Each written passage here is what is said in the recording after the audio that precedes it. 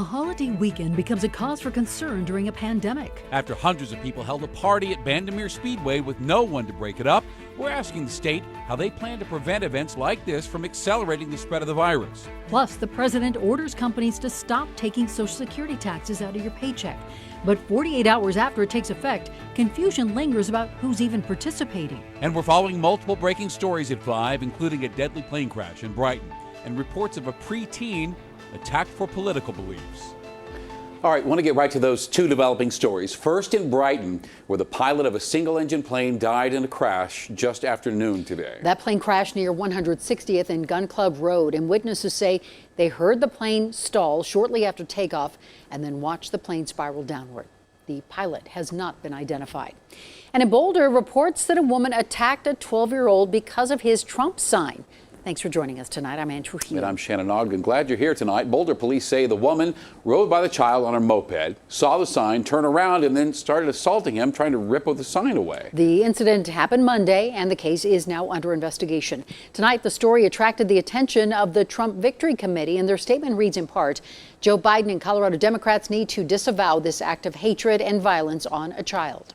The crowd at Bandimere Speedway looked like they came to town for a 4th of July parade, not a protest. They waved American flags and hugged each other as acts of defiance. It's a clear violation of the state's ban on large gatherings, but Jefferson County Public Health, the agency responsible for enforcing the ban, has not made any public comment in the 24 hours since the rally. Denver7's Lance Hernandez live tonight at 5. Lance, you spent most of the day trying to pin down the health department.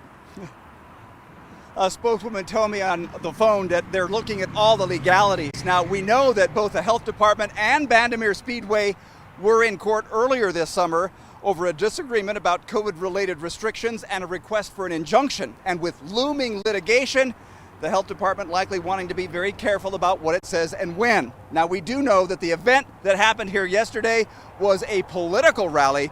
It was called Stop the COVID Chaos. This is a great example of what an actual peaceful protest looks like. Thousands of people rallied at Bandimere Speedway Tuesday to show support for the family that's owned and operated the business for 63 years. Enough is enough. The patriarch telling Denver7 last week the state's COVID restrictions are excessive. We've negotiated, we've compromised, we've practically begged the Jefferson County Health Department to allow us to do just to run our business. Did Tuesday's rally put people at risk? Photos show large crowds, no distancing, no masks. But ralliers don't see any danger. COVID is a concern, but I think it should not be restrictive to the point of hindering lives. Rally participants, like Brian ALBEE, obviously feeling comfortable among the crowd. State Representative Patrick Neville questioning why no one tries to stop the Black Lives Matter protests over COVID concerns, but are raising concerns about this rally. If they come back and they're very punitive on Bandimere for having what was a peaceful protest, just hosting a peaceful protest, yet we have a lot of people that were vandalizing and throwing Molotov cocktails that were totally let off the hook. During a COVID-related Zoom news conference this morning, Dr. Rachel Herlihy, the state epidemiologist, was asked if rallies and protests are safe. Anytime there are a large number of individuals at an event, that there is risk of transmission. Obviously, we know that transmission risk can be decreased with social distancing practices and mask wearing. But even with those strategies, we know that large events can result in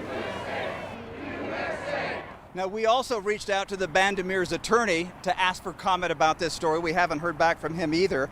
By the way, we've seen a number of racing fans drive by here and onto the property for something that's going on this evening. We know that over the weekend, going to be a very busy time here at Bandimere. Reporting live in Jefferson County, Lance Hernandez, Denver7. Thank you, Lance. Now, tonight, our state is reporting 244 new cases of the virus. 247 hospital beds are in use by patients with the virus or virus symptoms.